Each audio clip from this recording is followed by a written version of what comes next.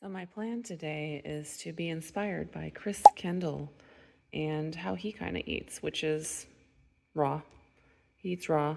And I plan on making a delicious buffalo cauliflower that I think it's his recipe.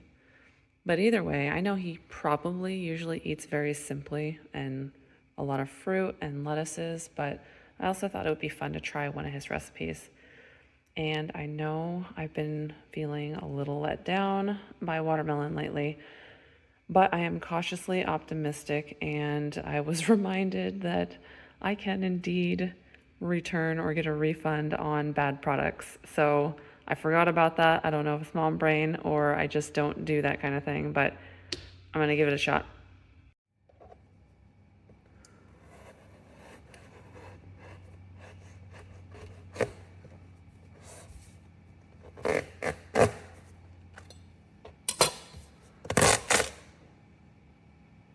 All right, well, there's a little bit of overripeness on parts of it, but honestly, this isn't bad.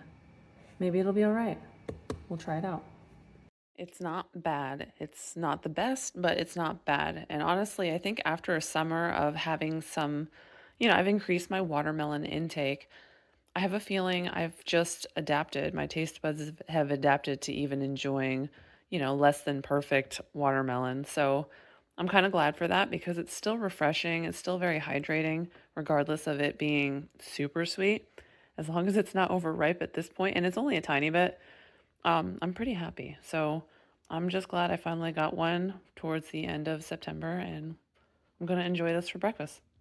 All right, so I have dates, juice, bananas, berries, and my big bed of carrots.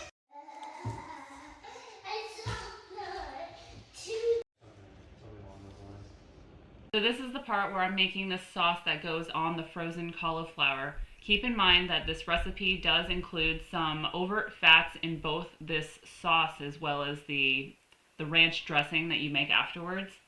But the frozen cauliflower had to be done up the night before, and I'm now just coating the frozen cauliflower with this sauce. And it would be easier in a bigger bowl, so if you have one, definitely try that out. But it was freezing cold. This was very cold to do, and I don't know that he would recommend you do it this way. I'm not really sure.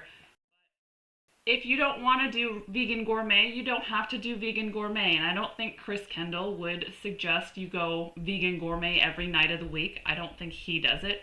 But this is great. If you're craving a specific food, there's a raw vegan version for it. And that's fantastic that this exists out here. So I was inspired.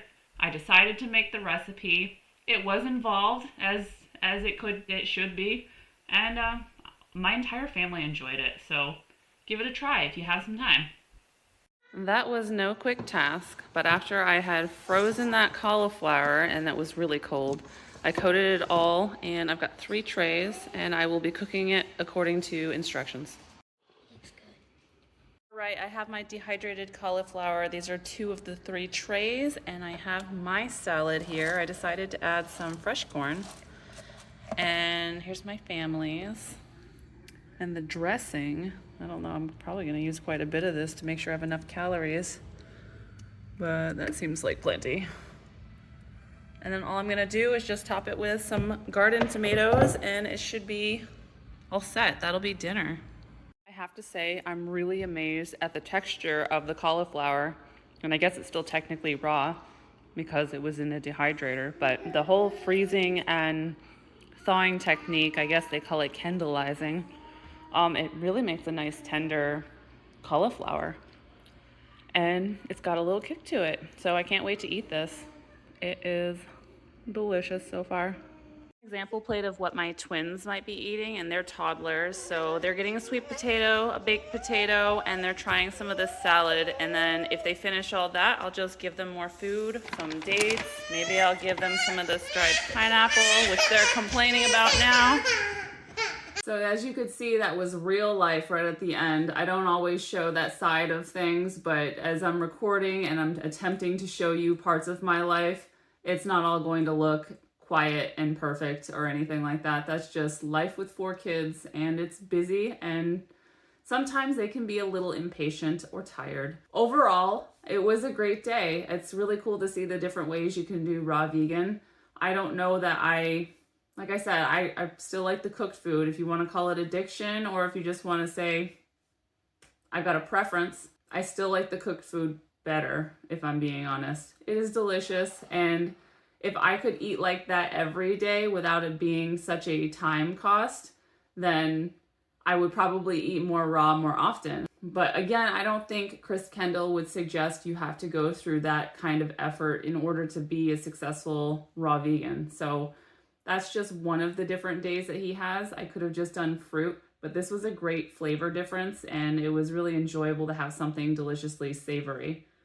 I will not be doing a cost breakdown of this one because it's very clearly a more expensive day, more expensive than some of the other ones I've done. Had I just had a stack of bananas or really any other fruit on its own, it would have been cheaper. So let me know if you've tried any other of Chris Kendall's recipes, or if there are any recipes you think I need to give a try when it comes to any of the raw vegan foods out there.